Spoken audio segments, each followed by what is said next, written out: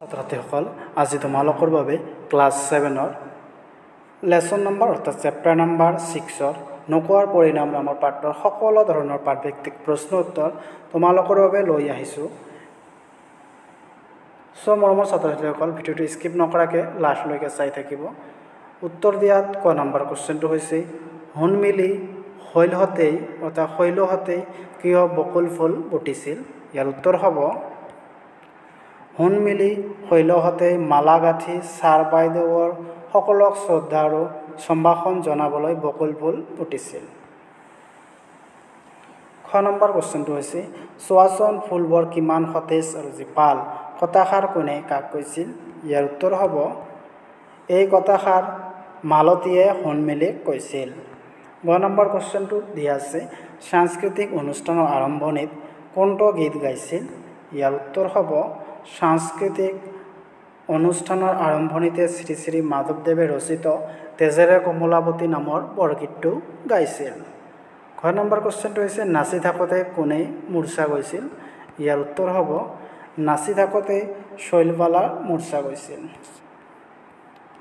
ঙ নম্বৰ কুৱেশ্যনটো হ'ল শৈলবালাই ভুগি থকা বেমাৰটোৰ নাম কি। ইয়াৰ উত্তৰ হ'ব শৈলবালাই ভুগি থকা বেমাৰটোৰ নাম হৈছে মৃগী। শৈলবালাই ভুগি থকা বেমাৰটো হ'ল মৃগী বেমাৰ। 6 নম্বৰ কুৱেশ্যনটো হ'ল সময়ত টিকনিডাল হেনো আগফালে উৰে। এই বাক্যশাৰী কোনে কি প্ৰসংগত কৈছিল। এই কথাষাৰ হুন মিলিয়ে শৈলবালাক কৈছিল। প্ৰসংগ দৰ্শাই ব্যাখ্যা কৰা 4 নম্বৰত দিয়া আছে। 4 নম্বৰ ক নম্বৰ কুৱেশ্যনটো হৈছে কুসংস্কাৰ আৰু লোকনিন্দাৰ ভয়ত অনেক লোকেই সন্তানৰ বেমাৰ লুকুৱাই ৰাখে, সময়ত ই হয়গৈ সৰ্বনাশৰ মূল।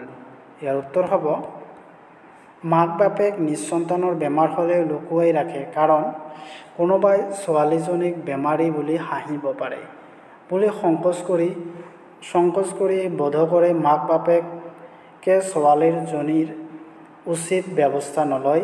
কুসংস্কাৰ আৰু লোকনিন্দাৰ ভয়ত অনেক লোকে সন্তানৰ বেমাৰ লুকুৱাই ৰাখে, পিছলৈ ই হয়গৈ সৰ্বনাশৰ মূল। কেতিয়াবা ই হয়তো দুৰাৰোগ্যৰ ৰূপ লয়। বহুতো কৈশোৰকালত দৈহিক পৰিৱৰ্তন সম্পৰ্কে গুৰুত্ব নিদি ফলত এনে পৰিস্থিতিৰ সম্ভাৱনা সৃষ্টি হয়। 5 নম্বৰত দিয়া আছে মালতীয়ে শৈলবালাক চেণ্ডেল শুঙাবলৈ উদ্যত হওঁতে প্ৰধান শিক্ষয়িত্ৰীয়ে কি বুলি বাধা দিছিল। ইয়াৰ উত্তৰ হ'ব মালতীয়ে শৈলবালাক চেণ্ডেল শুঙাবলৈ উদ্যত হওঁতেই প্ৰধান শিক্ষয়িত্ৰীয়ে কৈছিল যে চেণ্ডেলপাত মুখত লগাবনে বনৌষধি কিবা এবিধ লগোৱা কথা হ'লেও বেলেগ কথা। জানো আহা দেশ বোধকৰে মাক দেউতাকৰ চিকিৎসা ব্যৱস্থা কৰা নাই। পাঠত ওলোৱাৰ ওপৰত বাক্যটোত থকা দেউতাকেই পত্ৰ সম্বন্ধবাচক দেউতা শব্দটোৰ লগত প্ৰথমে ক আৰু তাৰ পাছত এ বিভক্তি লগ লাগি গঠিত হৈছে। সম্বন্ধবাচক শব্দ বিভক্তি লগাই কথা কোৱাটো অসমীয়া ভাষাত এটা বিশেষ বৈশিষ্ট্য। সেইকাৰণে সম্বন্ধবাচক শব্দত বিভক্তি লগাই কথা কোৱাটো অসমীয়া ভাষাৰ এটা বিশেষ বৈশিষ্ট্য।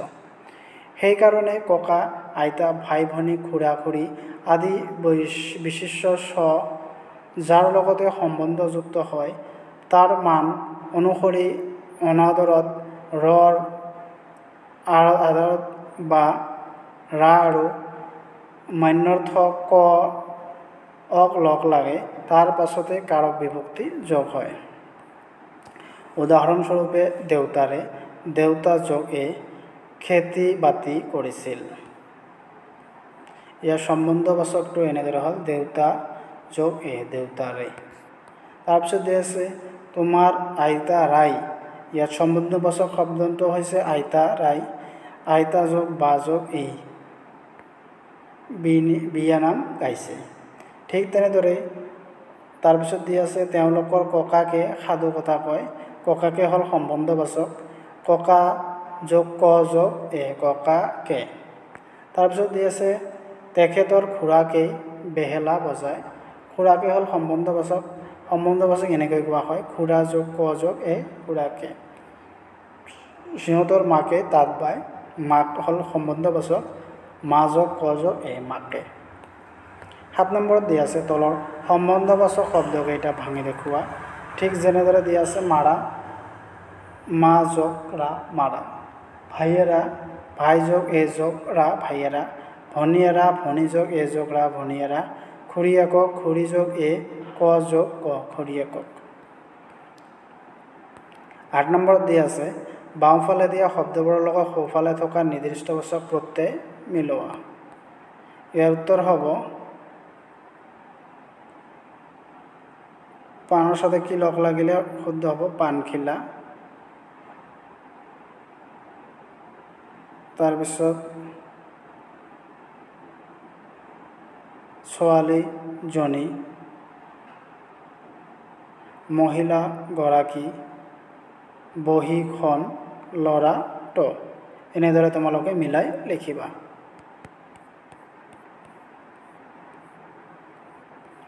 9 নম্বৰত দিছে চোৱাচোন ফুলবোৰ কিমান সতেজ আৰু জীপাল। এই বাক্যটিত থকা জীপাল শব্দটো জীপ শব্দৰ লগত আল প্ৰত্যয় হৈ জীপাল শব্দ গঠিত হৈছে। তেনেদৰে বাক্য গঠন কৰা কেইটা গঠন কৰা। জানো হাত সৰ্বনাশ, চেণ্ডেলৰ পাত মুখত লগাবানে। ক নম্বৰ শৈলবালা ফটো লৈ যোৱা। গ নম্বৰ হৈছে এৰা, ৰিহাখন ঠিক ঠাক কৰি লওঁ ৰ'বা। ওপৰৰ প্ৰথম বাক্যটো চেণ্ডেল শব্দৰ লগত লগ হোৱা পাঠ বা ফোট শব্দৰ লগত টো আৰু ৰিহা শব্দৰ লগত খন যোগে হৈছে। এনেদৰে শব্দত হোৱা পাঠ, টো, খন আদিক নিৰ্দিষ্টবাচক প্ৰত্যয় বোলে। অসমীয়া ভাষাত ইয়াৰ বাহিৰে জন, জনী, গৰাকী, টো, টি, টা, কণ, কণী, খিলা, ছটা, ডাল, ডালি, খন, খনি, গছ, গছ, গছি, পাত, পাতি আদি বহুতো নিৰ্দিষ্টবাচক প্ৰত্যয় বোলে। এই সকলোবিলাকক নিৰ্দিষ্টবাচক শব্দ, নিৰ্দিষ্টবাচক প্ৰত্যয় বোলে। যিহেতু এইবোৰ মূল শব্দৰ পাছত নিৰ্দিষ্টবাচক শব্দ কি, যি মূল শব্দ আছে তাৰ পাছত বহা শব্দক নিৰ্দিষ্টবাচক প্ৰত্যয় বোলে। তাৰ আগত এডাল এনেধৰণৰ চিন দিয়া হয়, কিন্তু প্ৰয়োগৰ সময়ত চিনডালৰ প্ৰয়োজন নাই। যেনে পাত থাকিলে চেণ্ডেল পাত।